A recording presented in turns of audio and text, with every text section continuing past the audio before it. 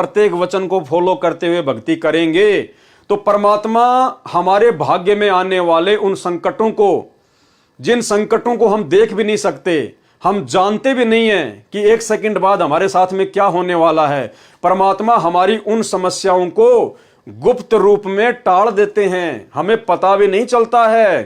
परमेश्वर अपने शब्द में कहते हैं कि गुप्त रूप में सब काम टार दे जो भी विपदा आड़ पड़े।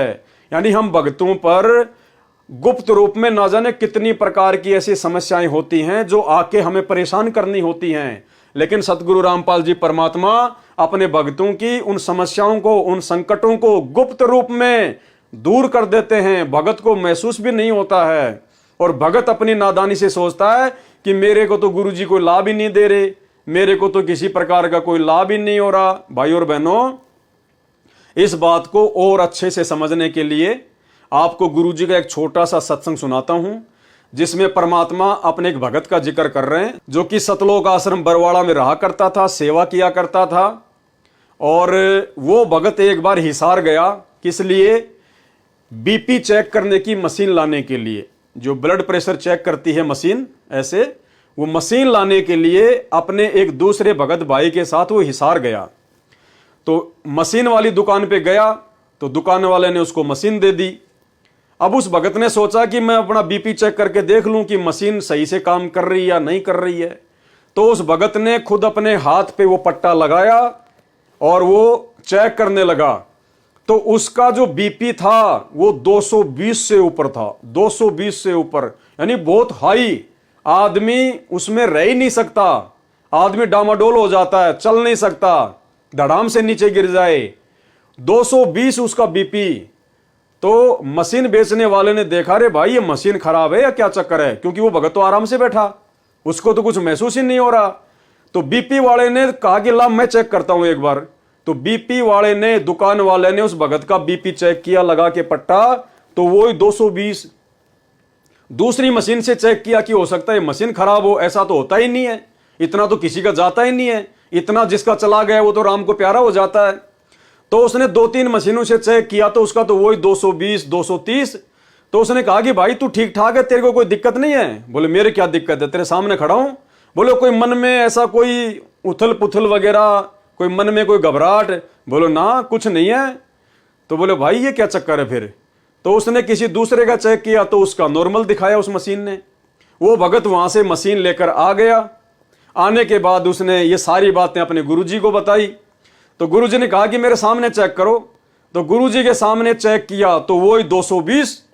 तो गुरुजी ने कहा अरे तुझे कोई दिक्कत नहीं है? बोले ना गुरुजी मुझे कोई दिक्कत नहीं है। बोले ऐसा नहीं है। बोले अरे 1 किलो जलेबी और 1 किलो लड्डू लेके आओ। तो गुरुजी के कहने पर भगत 1 किलो जलेबी और 1 किलो लड्डू लेके आए। बोला इनको खा, क्योंकि बीपी वाला आदमी तो खा ही नहीं सकता, वो तो खा गया पूरी की पूरी।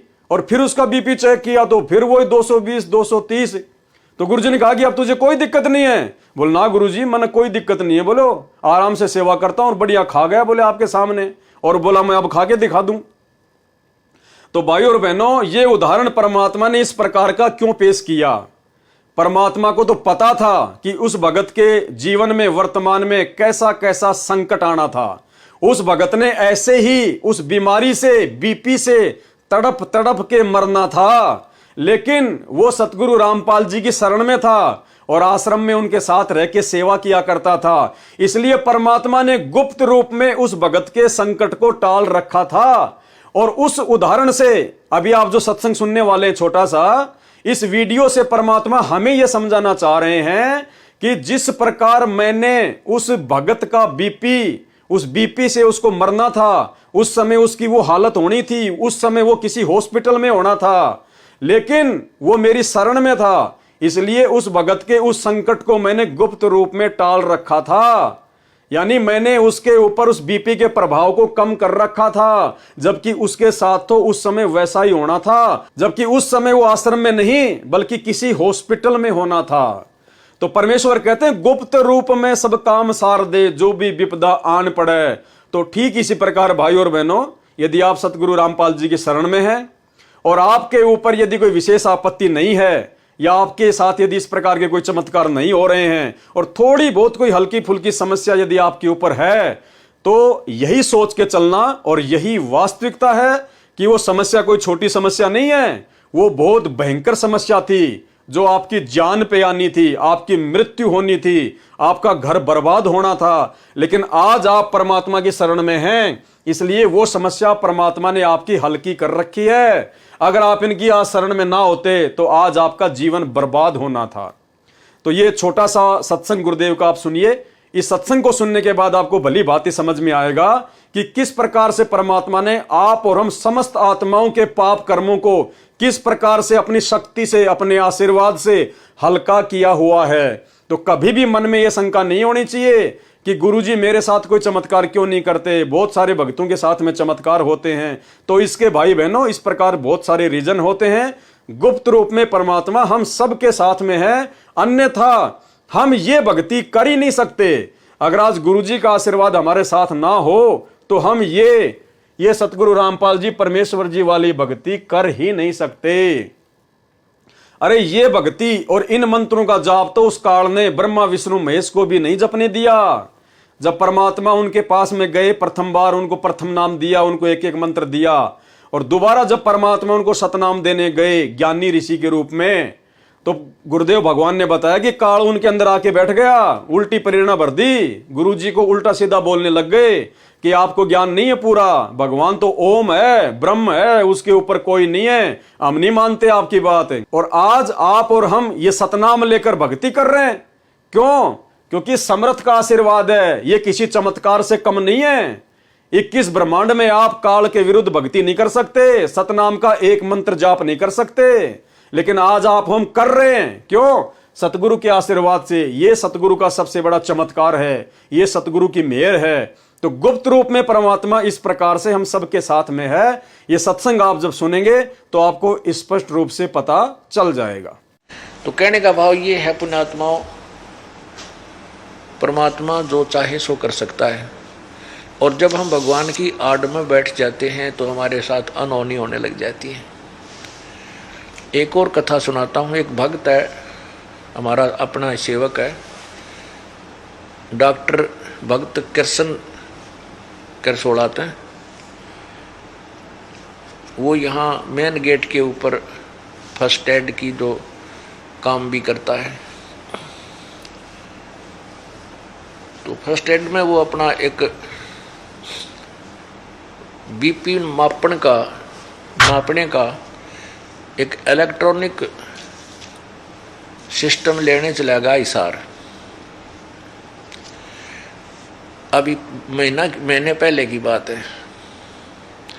तो इलेक्ट्रॉनिक वो बीपी नापने का यंत्र लिया, तो वहाँ 2-3 भगत थे साथ में इसके, उनके भी बीपी चेक करे भाई वो ठीक बताओ है कि नहीं, उस पारे वाले से भी और इस इलेक्ट्रॉनिक वाले से भी, कि दोनों ठीक बता रहे। ये लेने से पहले ये ट्राई कर रहे थे।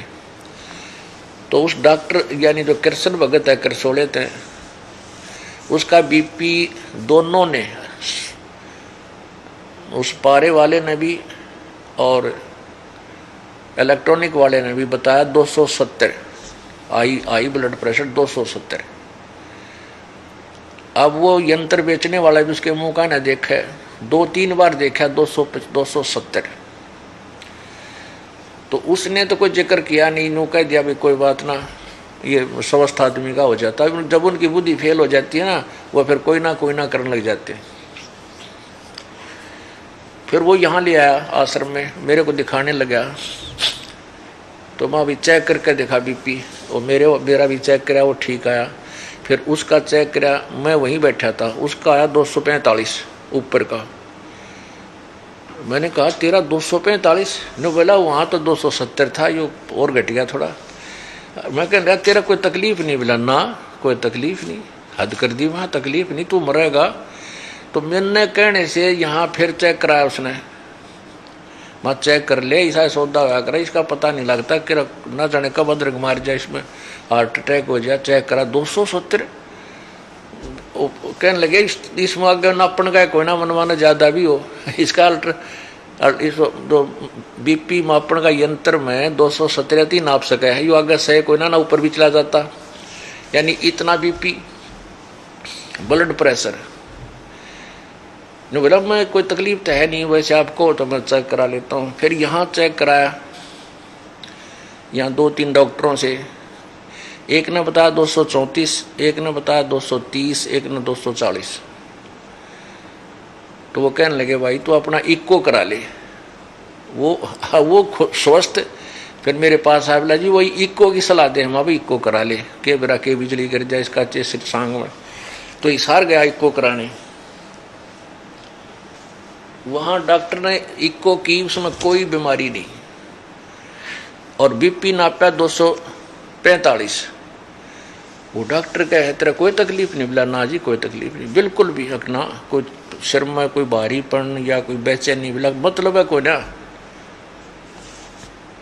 बोला भाई फिर इक्को क्यों कराओ था? बोला मेरे 3 सलाह दे दी हमारे गुरुजी ने ना, मैं किसी इक्को कराऊं था। अब कहने का भाव ये है पुण्यात्मा, डॉक्टर लोग ये कहने लगे, इतने कहने लगे तू कोई परेशानी नहीं, चक्कर नहीं आते तुझे? ये भगत बोला ना कोई चक्कर नहीं आते, इतने ब्लड प्रेशर में तो ब्रेन हेमरेज हो जा, हार्ट अटैक, यानी कुछ भी डैमेज हो सकता है शरीर में, और तेरे कोई तकलीफ नहीं, मेरे कोई तकलीफ ही नहीं।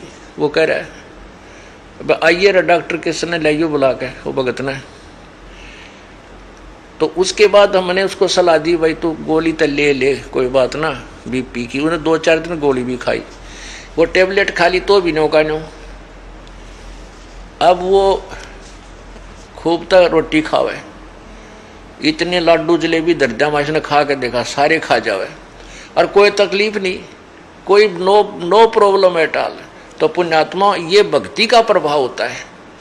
देखो इसके कर्म में था तो बिरानवाटी होनी ना, 270 240 बीपी, 2 पे बोला डॉक्टर ने, बोले 2 पे बोला आदमी, यानी पागल हो जा, मेंटल हो जा, और यो कति स्वस्थ और सारा काम करे अपना अंडा फ्री का जो इसके लेवल का आ जाएगा। वो ऊपर दिखाऊं तने, इनको दिखा दें भक्तों को, इसको क्या कहा जाएगा। अब ये देखिएगा, दिखाइए भाई डॉक्टर जी भगत को, कृष्ण जी को।